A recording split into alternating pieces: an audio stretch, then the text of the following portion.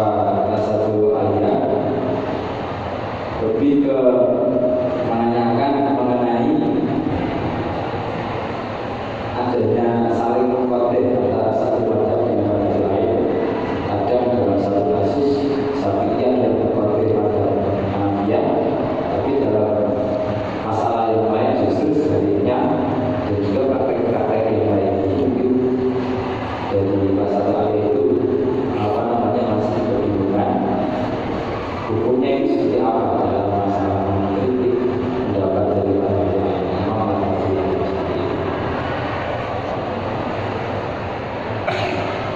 Kalau pakai kaidah mengkode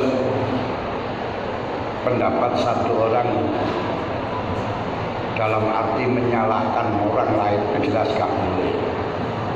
Wong Imam Syafi'i mengatakan Ra'i sodikun yang tamil khotob Waradu khosmi sawabun yang tamil sawab. Yang tamil sawab. Nah, yang ada di sini ini fardiyah. Fardiyah itu sebagai contoh. Karena apa kok di situ fardiyah? Karena sudah saya sampaikan, sebenarnya hukum dari atas secara eksplisit sudah jelas. Disampaikan oleh Imam Hanafi, Imam Syafi'i sudah jelas. Disampaikan oleh Ahmad bin Hanbal, disampaikan oleh Imam Malik sudah jelas.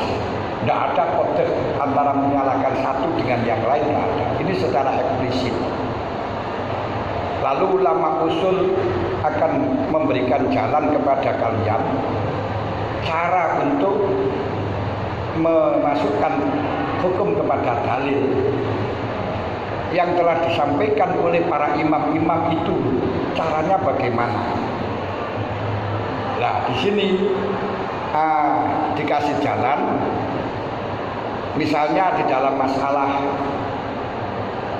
akan menghukumi nikah, mengembangkan masalah pernikahan bila waliyin, atau mengembangkan masalah yang diperbolehkan dengan cara gaib. Ini permasalahannya Hanafi itu, dari Syafi'i ada cacat, dari Hanafi menurut Hanafi juga ada cacat. Maka perlu Anda kaji di antara dalil-dalil ini yang rajih yang mana. Nah, dalam hal ini tidak ada Hanafi menyalahkan Syafi'iyah, tidak ada. Syafi'iyah menyalahkan Hanafiyah juga tidak ada. Tapi masing-masing itu menyebutkan dalil-dalilnya sendiri untuk memperkuat sendiri. Lalu para ulama usuliyin ini menggabungkan dari dalil-dalil yang telah disampaikan oleh Syafi'iyah, oleh Hanafiyah, dijadikan iktirat wal iktidat. Ini ada kelemahan-kelemahan yang sehingga dengan dalil yang semacam ini, ketika nanti Anda mampu menggabungkan, Anda mampu mentarjih, itu nanti tingkatannya seperti Imam Nawawi, Imam Rafi'i di dalam mentarjih kaulnya Syafi'iyah, atau sampai seperti Imam Muzani yang tidak terikat dengan satu mazhab. Jadi ini hanya fardiyah, contoh di dalam mencontohkan. Sebenarnya di dalam usul itu yang tanpa contoh dari kita untuk mempermudah memahamkan, itu nggak ada contoh dari sana. Itu hanya ada seperti ini. Contohnya fardiyah. Fardiyah itu contoh umpama. Ini bukan ada iktirat wal iktidat di antara mereka, enggak.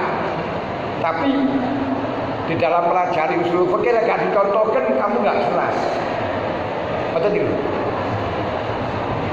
Paham enggak ini? Jadi tidak ada saling menyalahkan satu mazhab dengan yang lain, enggak ada.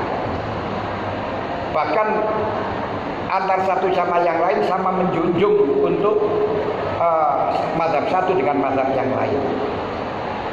Nah, jadi penjelasan iktirat dan semacam ini hanya ulama usul mempermudah kalian di dalam memahami usulul fikih. Memahami usulul fikih dikasih contoh-contoh seperti ini gitu.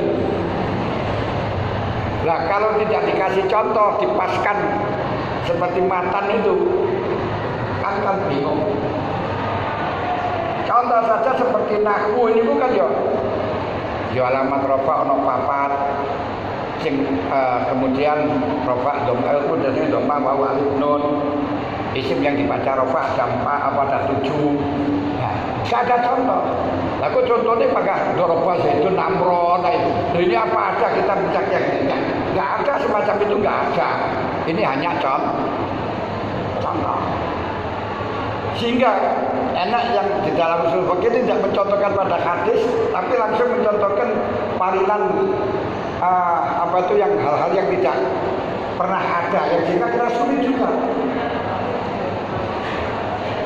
Kan banyak sekali di dalam contoh-contoh umpama seperti ini seperti ini. Tapi kalau kita kata apa kata, tidak disebutkan satu persatu, kamu kan bingung kan? Ini untuk mempermudah kepada kalian, bukan di antara Hanafiyah dan Syafi'iyah terus lainnya ini saling mengerot, tidak ada yang semacam itu. Nah, yang ada itu malah ulama-ulama setelahnya ya.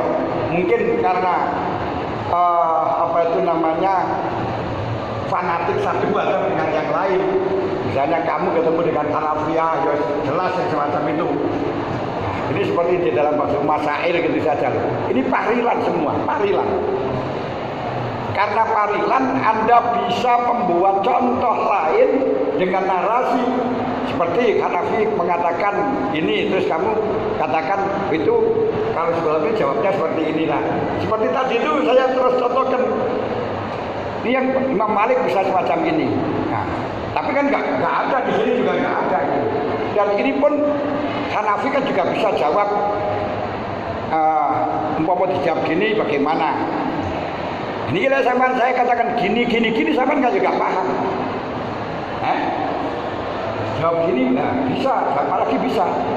Contoh dalam masalah apa itu namanya masalah wudhu tadi, wudhu dan apa itu namanya mandi. Syafi'i di dalam menggunakan dalil tidak ada itirad dengan masalah tayamum, dengan ada apa, pakai dalil innamal a'malu binniyat. Sedangkan innamal a'malu binniyat itu adalah dilalanya pakai umumil lafzi, tidak pakai apa itu namanya khusus sabab. Dan wudu itu termasuk amal, mandi termasuk amal, maka butuh niat.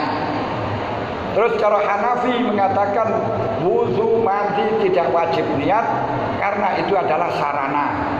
Itu nendok. Nah, terus baru nanti bagi kita perlu mengkaji itu sarana atau bukan. Kalau kita kan sarana betul tidak wajib niat. Kalau sarana seperti hanya tutup aurat tidak wajib niat. Tapi apa sarana apa enggak? Ternyata di dalam firman Allah, fa idza qumtum ila sholati faghsilu wujuhakum wa aydiyakum ilal marafiq. Di sana ketika akan sholat sangat dianjurkan wudu.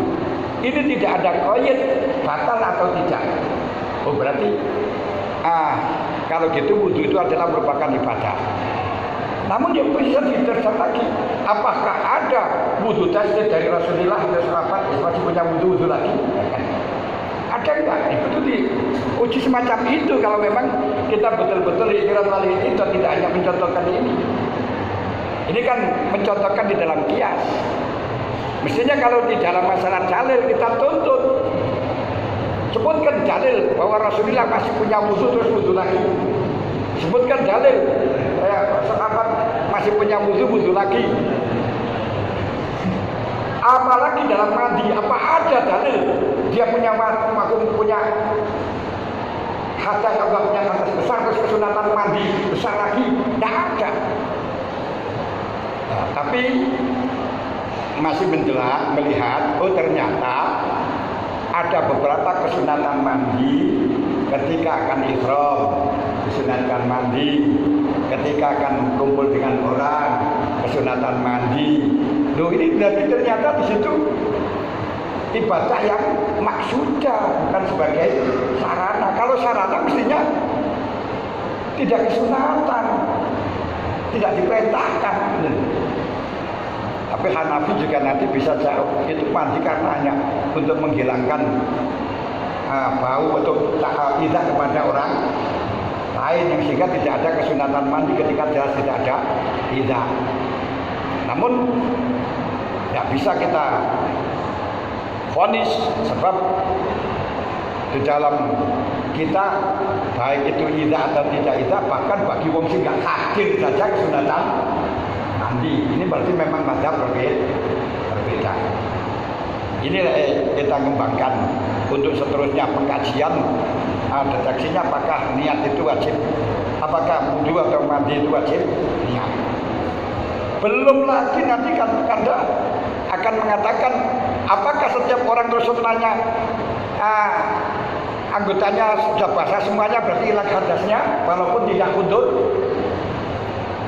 Misalnya ada orang selulup, nggak niat apa-apa, selulup itu silem pada air, terus berarti hadas besarnya, hadas kecilnya hilang.